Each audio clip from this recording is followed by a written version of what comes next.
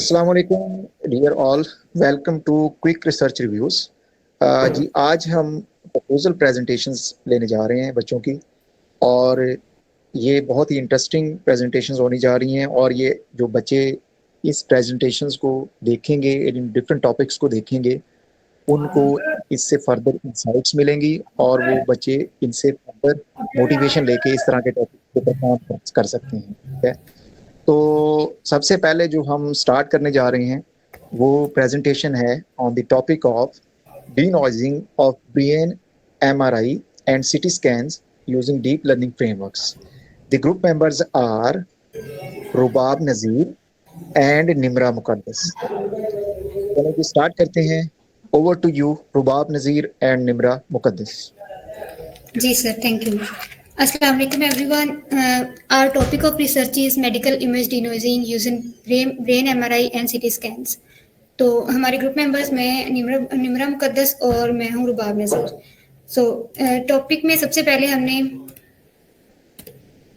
हमारा एजेंडा आज का ये है कि थ्रू आउट द प्रेजेंटेशन हम बैकग्राउंड और state of the art discuss करेंगे। उसके बाद हमारा अपना जो प्रपोज टेक्निक्स हैं, रिसर्च क्वेश्चंस और रिसर्च गैप वगैरह, सारा कुछ हम स्टेप बाय स्टेप इसमें डिस्कस करेंगे। तो first of all background of the study जो है वो based on the current state of the art लिखा गया है। इसमें ये है कि एमआरआई एंड सीटी स्कैन्स की मतलब इम्पोर्टेंस क्या होती है, कि हम क्यों एमआरआई एंड सीटी स्कैन्स को डिनोइज करना इतना इम्पोर्टेंट क्यों होता है। तो जब भी एमआरआई और सीटी स्कैन्स में हमने मशीन में जो मशीन के थ्रू जब स्कैन आ रहा होता है तो उसमें हैंड मूवमेंट ऑफ डॉक्टर या फिर कोई भी मूवमेंट्स ऐसी होती हैं जिसकी वजह से जो इमेज होती है या स्कैन होता है वो ब्लर आ रहा होता है या उसमें कोई नॉइज ऐड हो जाती है जिसकी वजह से जो है विजिबिलिटी उसकी स्कैन की इतनी प्रॉपर नहीं रहती है। तो वो मसला बनता है डायग्नोस्टिक के उसमें प्रोसेस में। तो इसके लिए ये ज़रूरी है कि हम एमआरआई एंड सीटी स्कैन्स को प्रॉपरली डिनोइज करें यूजिंग डिफरेंट टेक्निक्स। इससे पहले इसमें आईपी में इमेज प्रोसेसिंग में बहुत काम हो चुका है, और अब जो न्यू इनोवेशंस हैं वो मशीन लर्निंग और डीप लर्निंग में इसकी आ रही हैं। तो जो मोस्टली स्ट्रक्चर यूज किया गया है इस काम करने के लिए, वो सबसे पहले एक नॉइजी इमेज मॉडल को दी जाती है। मॉडल कोई भी हो सकता है, मशीन लर्निंग या डीप लर्निंग या जनरेटिव एआई का। उसके बाद उसके थ्रू हम जो आउटपुट लेते हैं वो एक क्लियर इमेज होती है with respect to this noisy image. तो नेक्स्ट है कि हम जो स्टेट ऑफ द आर्ट के अकॉर्डिंग जो भी ये सारा कुछ अप्लाई किए गए हैं मॉडल्स, उनको एक फ्लो चार्ट के थ्रू डिस्क्राइब किया गया है कि पहले इस टॉपिक पे क्या काम हो चुका है। सेल्फ सुपरवाइज्ड अप्रोचेस अप्लाई की हुई हैं, हाइब्रिड मेथड्स हैं, इवैल्यूएशन मैट्रिसेस कौन से यूज हुए हैं, और ये सारा कुछ इस फ्लो चार्ट के थ्रू हमने डिस्क्राइब किया है। नेक्स्ट ये स्टेट ऑफ द आर्ट का हमने एक टेबल बनाया है जिसमें हमने स्टडी वाइज जो है एक रो जो है वो एक रिसर्च आर्टिकल को रिप्रेजेंट कर रही है। उसमें हमने हर स्टडी का मॉडल, उसका ऑब्जेक्टिव कि उसने क्या डिस्कस किया हुआ है, डेटा सेट्स कौन से यूज हुए हैं, नॉइज टाइप कौन सी डिस्कस कर रहे हैं वो, और परफॉर्मेंस मैट्रिसेस और उसकी लिमिटेशंस जो हैं वो क्या है, इसको हमने यहाँ पे ऐड किया हुआ है। यहाँ पे हम नोटिस करेंगे कि यहाँ पे नॉइज टाइप जो है वो मोस्टली एक या दो को ही डिस्कस किया गया है। तो ये एक बहुत बड़ी लिमिटेशन है कि मोस्टली जो मॉडल्स डिजाइन होते हैं वो सिर्फ एक नॉइज को हैंडल करने के लिए डिजाइन होते हैं। जब कोई और नॉइजी इमेज किसी और, फॉर एग्जांपल ये पेपर है, यहाँ पे रेशियन नॉइज को इन्होंने किया हुआ है डिस्कस। अगर पॉइजन नॉइज वाली कोई इमेज उस मॉडल को दे दी जाती है तो वो परफॉर्मेंस उसकी लो हो जाती है। तो ये लिमिटेशन जो है एक नोटिसेबल लिमिटेशन है जिसको हम यहाँ पे डिस्कस करेंगे। तो based on the current state of the art जो इश्यूज हैं एग्जिस्टिंग टेक्निक्स में, वो मोस्टली ये हैं कि जो भी मॉडल्स अप्लाई किए गए हैं उनको लार्ज डेटा सेट और हाई कंप्यूटिंग पावर चाहिए होती है। इसके अलावा नॉइज का एक इशू है कि वो वेरिएबिलिटी नॉइज की एक्सेप्ट नहीं करते और लैक ऑफ फ्लेक्सिबिलिटी उसमें है। इसके बाद जो ये 5 स्टडीज को लेके उसके मेन लिमिटेशंस ऐड की गई हैं कि पीएसएनआर और एसएसआईएम जो है वो मोस्टली स्टडीज में as an evaluation matrices use किए गए हैं, लेकिन ये इनफ नहीं होते एक मॉडल की परफॉर्मेंस को डिस्क्राइब करने के लिए। इसके अलावा हाइब्रिड मेथड्स में क्या लिमिटेशंस हैं और कंप्यूटेशनली हैवी जो हमारे पास होते हैं उनका क्या होता है, इस पे रिजल्ट क्या होता है। तो ये सारा कुछ यहाँ पे ऐड किया गया है। ओवरऑल लिमिटेशंस में यही चीज़ है कि मोस्टली डीप लर्निंग मॉडल्स होते हैं वो rely on large data sets और उसमें वैल्यूएशन मैट्रिसेस को प्रॉपर्ली डिस्क्राइब नहीं किया गया। और एक जो चीज़ वो है ये है कि जनरलाइजेबिलिटी जो है मॉडल्स की वो इतनी प्रॉपर नहीं है और लाइट वेट मॉडल बनाने की मतलब इसमें ज़रूरत है।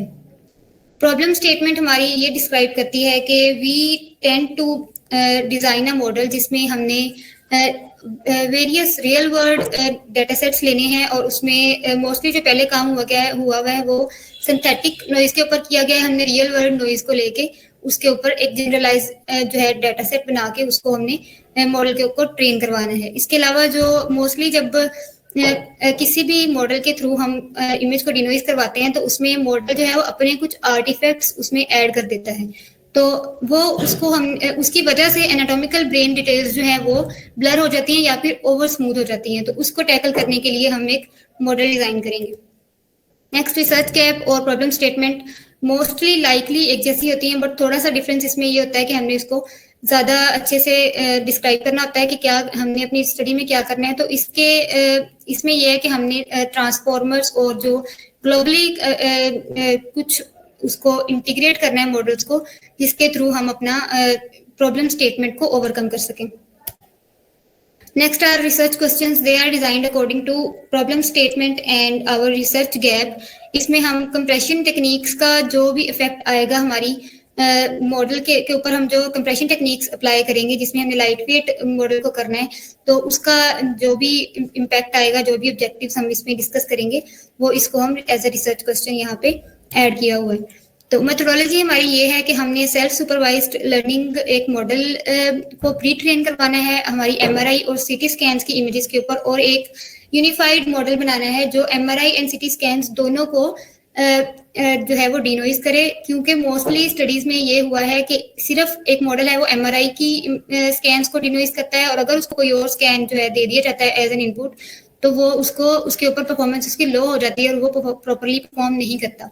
तो हमारा एजेंडा इसका ये है कि हम एक ऐसा मॉडल बनाएं जो लाइट वेट भी हो और वो वेरिएबिलिटी भी एक्सेप्ट करे, जनरलाइजेबल भी हो और इन्फ्रेंस टाइम भी उसका लो हो।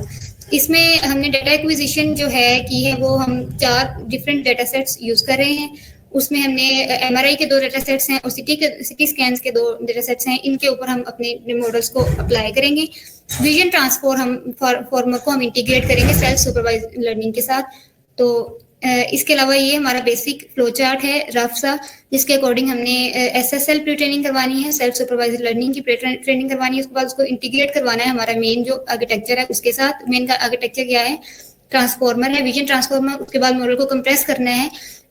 कंप्रेस इसलिए करना है कि वो ऑप्टिमाइज कर सके इन्फ्रेंस को, और जो हमारा लाइट वेट मॉडल है उसको बनाने के लिए इवैल्यूएशन एनालिसिस हम करेंगे 3 तरीके से। Not only PSNR and SSIM, we will evaluate the model based on quantitative analysis, qualitative analysis and generalizability means. तो हमारे गोल्स और ऑब्जेक्टिव्स यही हैं, जैसा कि थ्रू आउट द प्रेजेंटेशन हमने डिस्क्राइब किया है कि हमारा गोल ये है कि कोई ऐसा फ्रेमवर्क बनाया जाए जिसमें जनरलाइजेबल एक डीप लर्निंग फ्रेमवर्क हो जो एमआरआई एंड सीटी स्कैन्स को एक ही सिंगल यूनिफाइड मॉडल के थ्रू डिनोइज करे और करंट लिमिटेशंस को हम ओवरकम कर सकें। So this is all from my side. It is up to you, sir. जी बेटा, थैंक यू। एक्सीलेंट बेटा।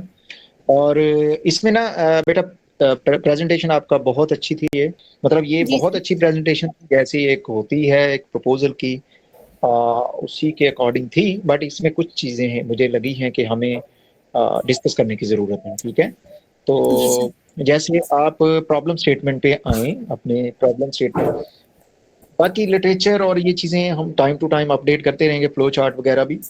आपने लिमिटेशंस और प्रॉब्लम स्टेटमेंट में आपने कहा जी existing brain MRI and CT denoising struggle to generalize across varied, this is the one limitation, generalization. दूसरी जो नजर आ रही है वो फाइन एनाटॉमिकल ब्रेन डिटेल्स हैं। ठीक है, ये एनाटॉमिकल ब्रेन डिटेल्स को प्रिजर्व नहीं करती। ठीक है, ये प्रॉब्लम है। ठीक है, ये ना जरा आप अपने पास लिख लें कि ये प्रॉब्लम है, ये गैप्स नजर आए हैं आपको। ठीक है, there is need for efficient generalizable models that remove noise. अच्छा, एक नॉइज रिमूवल का भी है प्रॉब्लम। ठीक है, अच्छा अब आए अपने रिसर्च गैप्स के ऊपर जो आपने इसके अकॉर्डिंग प्रॉब्लम स्टेटमेंट के अकॉर्डिंग निकाले हैं। ग्लोबल कॉन्टेक्स्ट को जी करते हैं जी फॉर बेटर, अच्छा existing study focus on CNN based but overlooked hybrid architectures that integrate global context like transformers for better. ठीक है, आपने कहा जी हम एनाटॉमिकल प्रिजर्वेशंस करेंगे, ठीक है।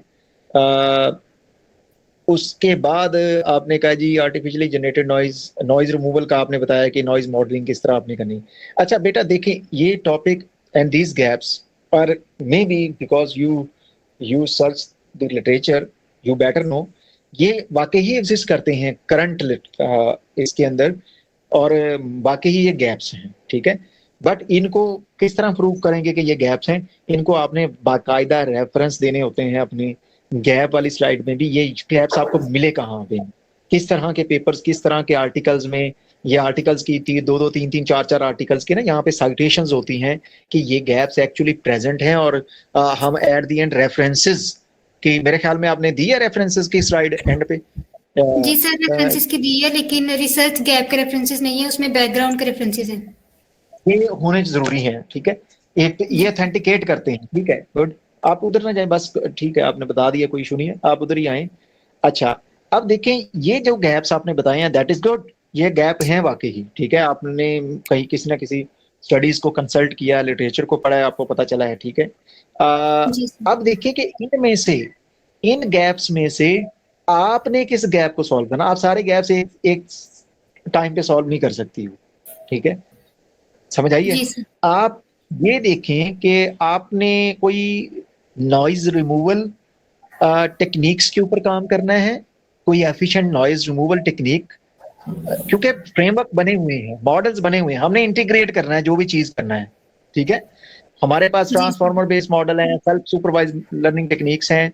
आपने जो मेरी चीज नोट करनी है ना, अभी नोट कर लें अपने पास, वो ये है कि क्या आपने जनरलाइजेबिलिटी के ऊपर काम करना है कि जनरलाइजेबल। अब देखिए जनरलाइजेबिलिटी सिर्फ मॉडल के आर्किटेक्चर पे डिपेंड नहीं करती कि लाइट वेट मॉडल होगा तो जनरलाइज होगा, वो डिपेंड करती है डाटा सेट के ऊपर भी कि डाटा सेट कितना एफिशिएंट है, ठीक है। डाटा जी सेट सर। अच्छा होगा, डाटा सेट एक तरह के क्लीनिंग प्रोसेस, उनकी प्री प्रोसेसिंग एक तरह से हुई होगी, और उनके जो पैरामीटर्स एक्सट्रैक्शन है जो एक तरह से हुई होगी, डिफरेंट डाटा सेट्स भी अच्छी परफॉर्मेंस दे रहे होंगे आपके एक सिंपल मॉडल के ऊपर। तो जनरलाइजेबिलिटी सिर्फ मॉडल डिपेंडेंट नहीं होती, जनरलाइजेबिलिटी वेरियस फैक्टर्स के ऊपर डिपेंड कर रही होती है। वो आपकी प्री प्रोसेसिंग टेक्निक्स के ऊपर भी डिपेंड कर रही होती है, वो इन प्रोसेसिंग जैसे कि मॉडल आपने कहा इसके ऊपर भी डिपेंड कर रही होती है, और आप कह सकते हैं कि डिफरेंट ऑप्टिमाइजेशन टेक्निक्स जो यूज हो रही होती हैं उनके ऊपर भी डिपेंड कर रही होती है, ठीक है। वो अंदर ही यूज हो रही होती है मॉडल के, या प्री प्रोसेसिंग के टाइम पे भी हो रही होती है, self supervise based learning techniques के अंदर जैसे कुछ फीचर एक्सट्रैक्शन बेस्ड टेक्निक्स होती हैं वहां पे भी। तो आप देखिए कि ये जनरलाइजेबिलिटी इतनी जनरल नहीं होती, generalizability specific to a specific module होती है कि किस मसले की वजह से जनरलाइजेबिलिटी का इशू आ रहा है और वो हमने रिजॉल्व करना है, ठीक है। तो ये जी सर। आपने ना मतलब अगली जो प्रेजेंटेशन देनी है वो आपने इनके अंदर घुसना है, जनरलाइजेबिलिटी के इश्यूज क्यों आते हैं ये देखने हैं, ठीक है। जी सर। नॉइज के इश्यूज क्यों आते हैं, नॉइज रिमूवल टेक्निक्स का इशू है, ऑप्टिमाइजेशन टेक्निक्स का इशू है, क्यों आते हैं, ठीक है, व्हाई, जी ठीक है। सर। और व्हाई और हाउ के ऊपर काम करना है कि why these issues are and how you can solve. फिर हम देखेंगे कि हमने किस इस स्पेसिफिक एक एनाटॉमिकल डिटेल आपने कहा है, एनाटॉमिकल डिटेल की प्रिजर्वेशन का आपने कहा है, तो वो प्रिजर्व नहीं होती, ठीक है। तो जी सर। आप ये बताएं कि ये इसके अंदर उसके भी अंदर घुसे, उसके भी अंदर जाएंगे कि ये एनाटॉमिकल डिटेल क्यों। आप देखें मैंने 3 गैप्स बताई, मेरे ख्याल में आपने और भी डिस्कस किए होंगे, बट एक तो एनाटॉमिकल डिटेल्स की प्रिजर्वेशन का, एक जनरलाइजेबिलिटी का, एक नॉइज के इश्यूज का आपने कहा, ठीक है। बात समझ आ रही है, ऐसे ही है। तो अच्छा अब इन तीनों की आपने देखना है कि ये इश्यूज आते क्यों हैं, एंड आगे हाउ पे काम करना है कि how we can solve these issues. अब देखिए सारे इश्यूज आप सॉल्व नहीं करेंगे, जब आप अगली प्रेजेंटेशन में आएंगी 2 हफ्तों के बाद आपके पास क्लैरिटी होगी कि ये इश्यूज हैं क्यों एग्जिस्टिंग आर्किटेक्चर्स के अंदर, और how we can solve this. फिर मैं आपको बताऊंगा कि किस एक इशू के ऊपर आपने काम करना है, ठीक है। मैं आपका काम और आसान कर दूंगा कि सारे तीनों नहीं, हम जब प्रेजेंट करेंगे हम बताएंगे कि ये इश्यूज हैं, जब आपका फाइनल वाइवा होगा तब भी हम बताएंगे कि ये इश्यूज है। बट हमने किसके ऊपर काम किया है वो हम अपनी मर्जी से डिसाइड करेंगे, जो हमें अपनी सिस्टम रिक्वायरमेंट्स, अपने एनवायरनमेंट और अपनी अंडरस्टैंडेबिलिटी और अपनी इंटेलेक्चुअल अप्रोच के ऊपर जो है एक भरोसा होगा कि हम इसके ऊपर काम करेंगे। ठीक है जी, समझ आ गई? तो आप अपने रिसर्च क्वेश्चन निकालें। Research questions, can deep learning mode, ये रिसर्च क्वेश्चन अभी थोड़े से जनरल हैं। How can the compression techniques improve the, compression का भी आपने इशू बताया, वो भी देख लेना। 3 से 4 आपने जो गैप्स बताए हैं ना, ये एक्चुअल में आपने टेबुलर फॉर्म में या ग्राफिकल कोई एक फ्रेमवर्क सा बना लें कि ये इश्यूज क्यों है, 7 रेफरेंसेस दें, 7 साइटेशंस करें कि ये इश्यूज एग्जिस्ट क्यों करते हैं, 4-4 5-5 पेपर्स की, लेटेस्ट पेपर्स की। ठीक है, और फिर हम बाद में डिसाइड करेंगे कैन यूनिफॉर्म, ये रिसर्च क्वेश्चंस हम फिर डिजाइन करेंगे, बाद में रीडिजाइन करेंगे, आपने अभी डिजाइन किए हुए, रीडिजाइन करेंगे according to your selected research gap जिसको आपने फुल सॉल्व करना होगा। ठीक है, तो दिस इज गुड, एक्सीलेंट। आपका जो एक जनरल आपका प्रपोजल के पॉइंट ऑफ व्यू से दिस इज गुड। प्रपोजल में आपने कहा जी हम ये भी कर सकते हैं, ये भी कर सकते हैं, दिस इज गुड। बट जब हमने स्पेसिफिक एक प्रॉब्लम के ऊपर काम करना है तो फिर हमने उसको इसमें से सिलेक्ट करना है। Thank you very much.